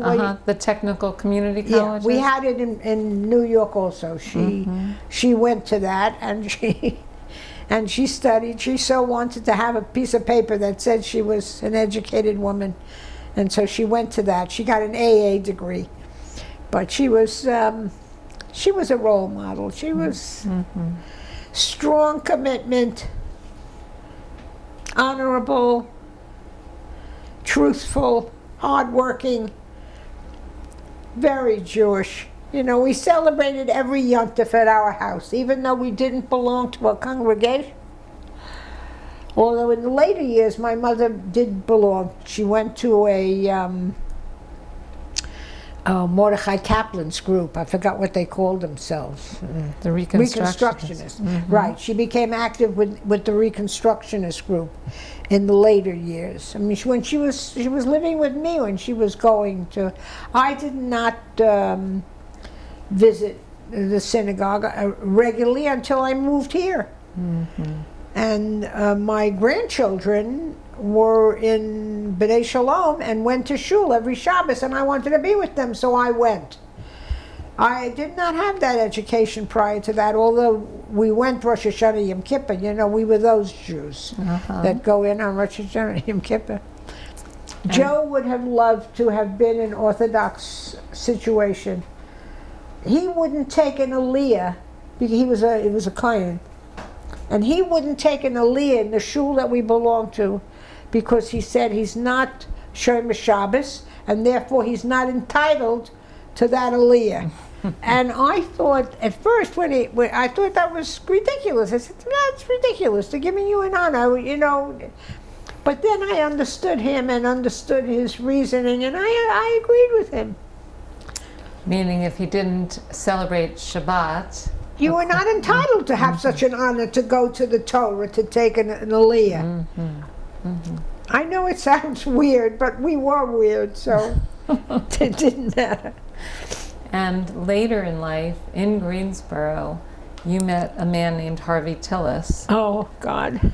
And I know he recently passed away, and perhaps it's hard for you We to fell speak. in love. And we were not married, we were not wedded, but we were bedded. And he was my eyes. You know, as I was losing my vision, he would say to me, "This room looks like," and he would describe it, and he would describe the people, and he was my eyes. And I miss him You went everywhere with him. I know you- everywhere. I know We you- traveled. Where did you go? We traveled all over Europe.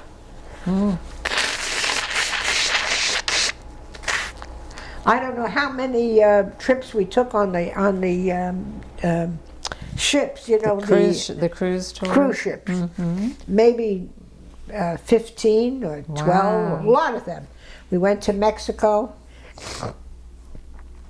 And every once in a while we talked, because we were so disgusted with Trump and we hated him so much, we talked about moving out of America. We were going to leave Greensboro and move, you know, and we would study, where are we going to go? We would say, okay, let's look at Costa Rica. What's the language? What kind of money? You know, we just would talk about it all the time. We never did it. We obviously never did it. But he had Parkinson, and Yeah. in the end, it just got him. Did you ever share with Harvey the Passover egg story? The Passover. Oh yes, I shared that with Harvey. Could you share it with us? Sure. We used to make Pesach for a lot of people. This was in San Francisco? or- This was already in West Orange, New Jersey. Okay. And I had a big house in West Orange, a 5-bedroom house, and my children didn't live with me already. They were out on their, you know, they were married and had their own home. But anyway, come Pesach, we had a lot of people, and I used to every year prepare a lot for a lot of people. So one year in my preparation, I didn't have a self-cleaning oven. You had a thing that you sprayed in.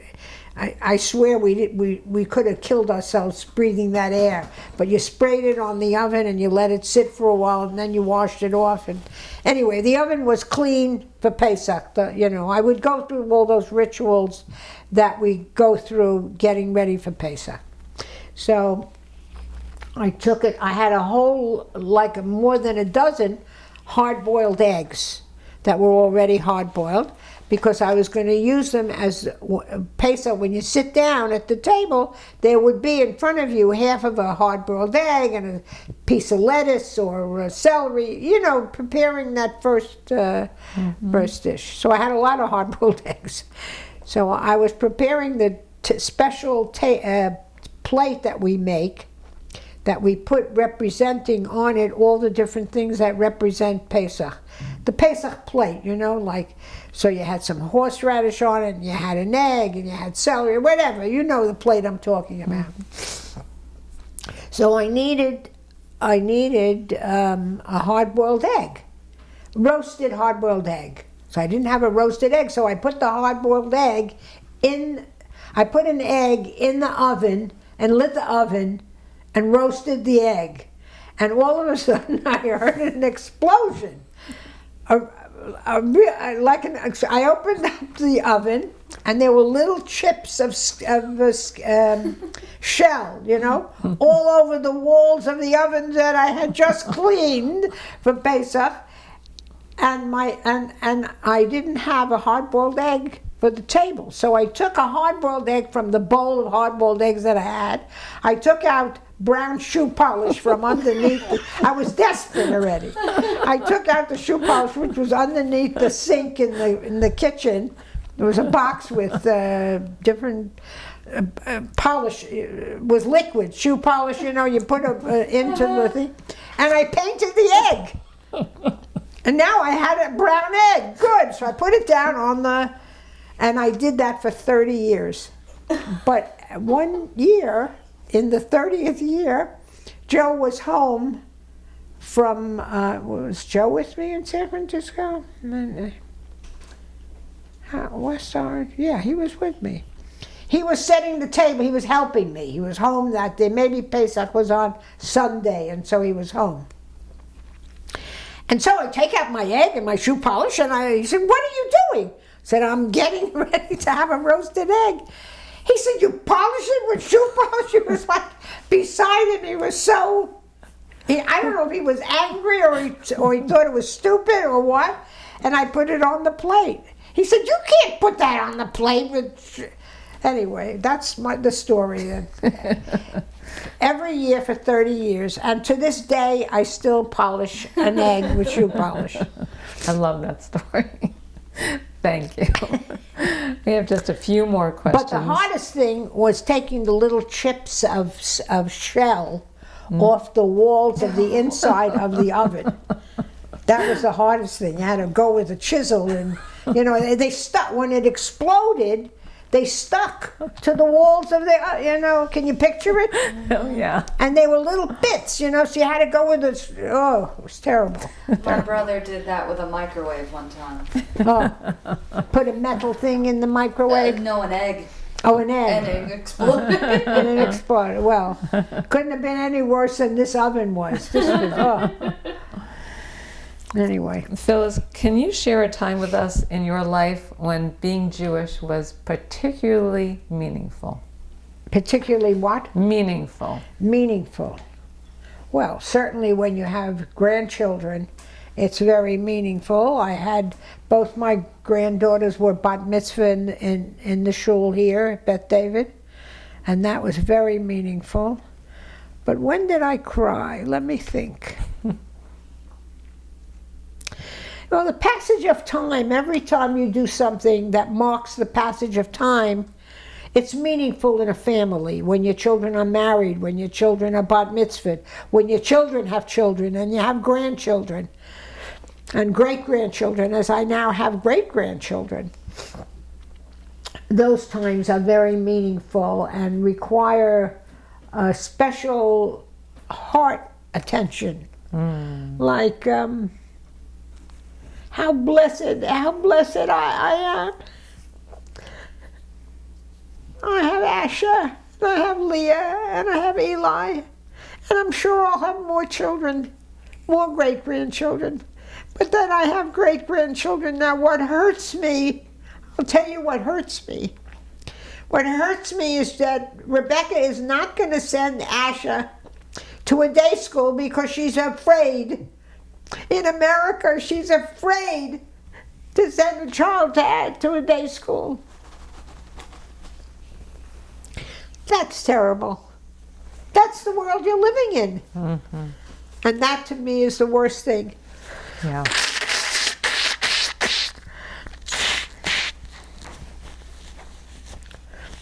But when your grandchildren have children, it's a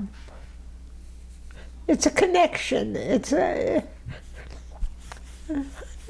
when my daughter Judith gets an aliyah and goes up to the Torah as a bat kohen, my heart is just joyful. I don't know how to tell you how you feel. The feeling is your own. Everybody feels differently, but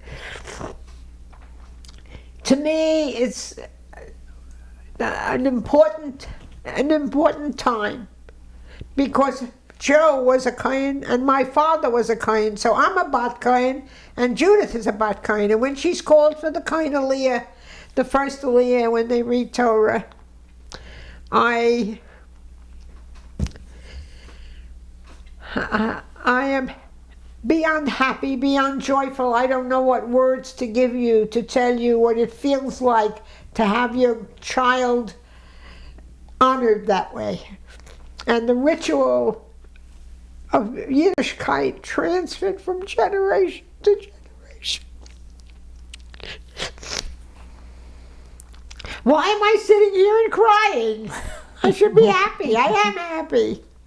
I'm sorry, I don't mean to be crying. It's terrible. I'm going to use up a box of tissues. It's okay.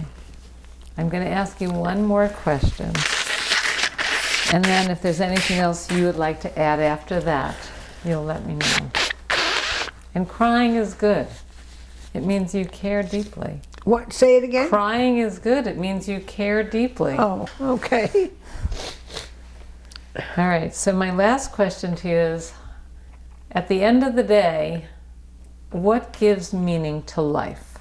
What gives me what? What gives meaning to life? What gives meaning to life at the end of the day? Mm-hmm.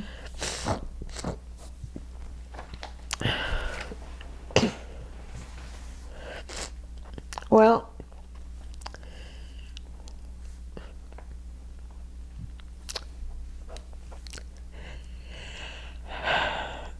people who have died recently in my life, like Harvey or Debbie or my brother Milton, have caused me to have a lot of pain.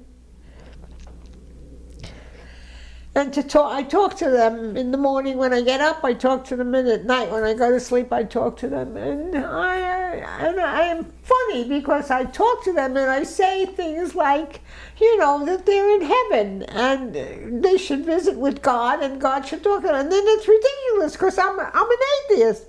Well, how can I have such a ridiculous idea? The fact that I live here now, and to tell you the truth, I don't like it. I don't like it. And this is new. This is new to you. But You've only Judith just says moved in. I have to stay here because I picked it, and this is what I picked, and I'm going to meet people, and I'm not going to have dinner alone, and I won't be so lonely.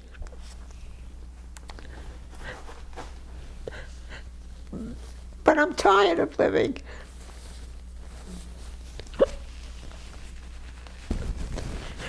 I'm looking forward to not living.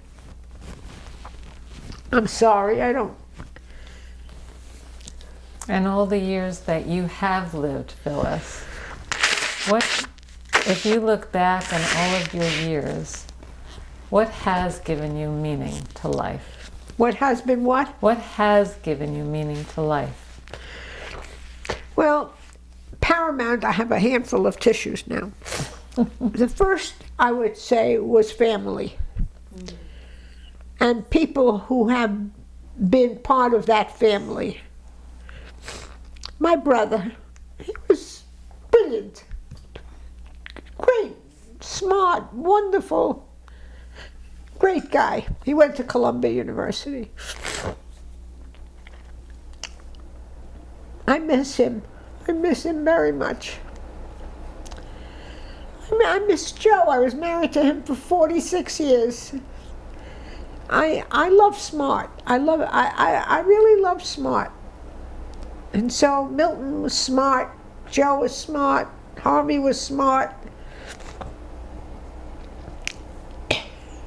I miss Harvey very, very much. More so than even Joe, but Joe is part of the past. You know, Joe died in 1994, it's a long time ago. Mm-hmm. But Harvey, he said to me, who's going to say Kaddish for me? And I said, I will. And I promised him. And you do. And I go every Shabbos, and I will for 11 months. Mm-hmm.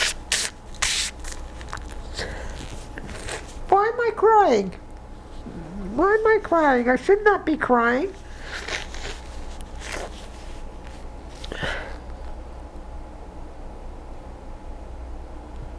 I'm amazed that I'm 96 years old. I never expected to live this long.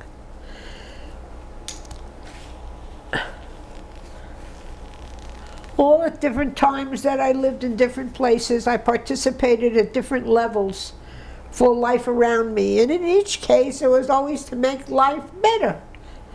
Certainly better for Jews. My commitment has always been paramount. I'm Jewish. That's number one.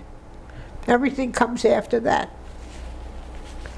When I was in high school and I went to join the rifle squad, everybody laughed at me. Why do you need to learn to use a gun? I said, because I'm going to go and be a chalutz in Israel, and I'm going to need a gun at night to sit up in the guard because they're going to come to to hurt us on our kibbutz. I'm going to be a shooter. And in the daytime, I'll run a tractor. What an image I had. It's like so it's crazy.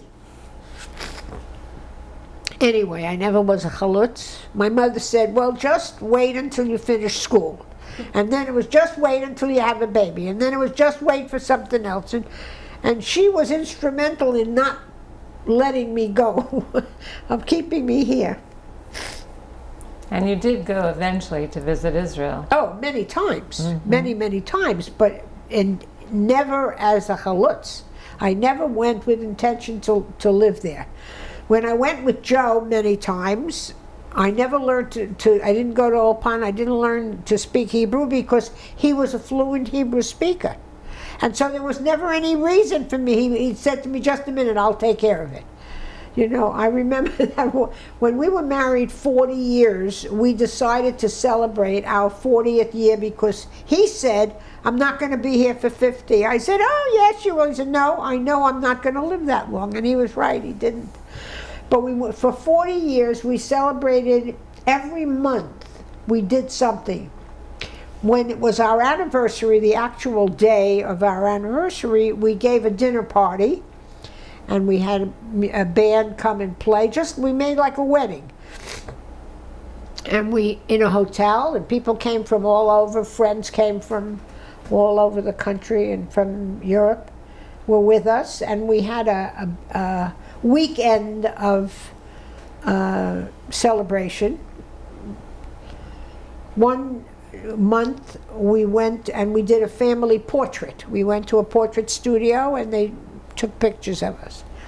One month we made a breakfast on the beach at St. George on the beach in California, and we hired someone to come and they cooked right on the beach. They set up their cooking and we gave everybody a New York Times. I'll never forget that. One year we took a month in May. We went to New York for a week. We saw all the shows. Every night we went to a show. And then we went to Israel for 2 weeks. And we went into the Leumi Bank with all our bonds that we had been buying. You might not remember this, but there was a real push in the early years to buy bonds. Do you remember that? Absolutely. Okay, so we had a lot of bonds. And Israel wanted you to cash in those bonds because they kept paying interest on. So we went to the Leumi Bank with all our bonds, and we cashed in all our bonds. And the trip didn't cost us a penny. We flew on points. I don't remember how we didn't fly El Al. I think it was with the United or a different. We didn't go. The first time I went El Al, but then we never went again El Al. But anyway, it paid. We flew on points, and all the money that we got paid for the hotel and all the food. For 2 weeks we were in Israel on those bonds from Leumi Bank. I'll never forget that day when they gave us the money. They said, oh, thank you very much. Toda rabah, toda, thank you, you're welcome. We cashed in all our bonds. And we were in Israel for a month. No, we were in Israel for 2 weeks, but it was the month of May, and Judith was pregnant with her first Rebecca, to give birth in June. So we went shopping for the baby to bring. We didn't know if it was a boy or girl. We brought everything in white so it could be for either, boy or girl. I remember that we did that. Phyllis, we have finished our formal questions. Well, thank you very much. Is there anything else that you would like to add that we have not covered that you feel important? No, I think what you're doing is a very worthwhile thing, and I hope that it will be successful and that you'll have your interviews better than mine. I think I haven't been, I don't know, I don't feel like I have been worthy of this good thing that you're doing. And I met you today, and I absolutely think you are worthy for this. thank you. You're very kind. Very kind. It's been but you wonderful. know, when I made I made a movie once when Marilyn was getting ready to retire. We made a big party. I don't know if you were there. And so they showed me on a little video. But I will never forget how they set me up and do this and do that and do this and the lighting and the thing. And I thought, my God, it was like Hollywood, making a movie. And then when I saw myself on the television, I was amazed. It was good. I thought, oh, really? That looks really nice. I was surprised. It was great. It was great. I was Everyone surprised. loved your piece in the video. I know. And I was like very surprised. I never expect accolades or comments on my behavior or knowledge. Or I met some people here on something they call happy hour on Friday evening at 4 o'clock.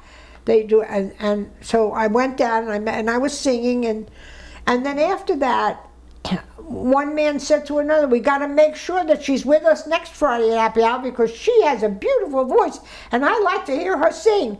And I said, "Who?" And they said, "You." And I said, "Me?" Yeah. I said, "Oh, I never." It's not that I don't think I'm worthy of praise. It's just that it always surprises me. Mm-hmm. So, anyway. Can you sing us a little ditty? What did you sing last Friday afternoon? Oh, it was just leaves of green, red roses too, the world. Whatever. I can't do it. I don't know. My mother said poetry to me, so I was at a Yiddish club at Hindi's, and she said, "Well, what are the poems?" I said, "Measle, measle, mazel, krank is unser Katz." Did anybody ever hear that poem? It was nursery rhymes that my mother said to me, but they were always in Yiddish. We spoke Yiddish in our house. When Joe went to yeshiva, they taught him how to speak English. He didn't even know. He came from a household where they never spoke English, and he didn't know any English. He was American born, but he had to go to yeshiva for them to teach him how to speak English. And that what was Yiddish? funny. What Yiddish songs did you know? Did you sing any lullabies to your children? Pripetchik brennt a fire und in Stieb is heiß und der Rebbe lehren kleine Kinderlach dem Aleph Beis und der Rebbe lehren kleine Kinderlach dem Aleph Beis. Gedenkje Kinderlach, gedenkje Teiere, wo sie lechen's do, sag sie noch einmal und tage noch einmal, komm mit alle vor. Sag sie noch einmal und tage noch einmal, komm mit alle vor. Oh, come on, please, stop it. Wonderful. Stop it.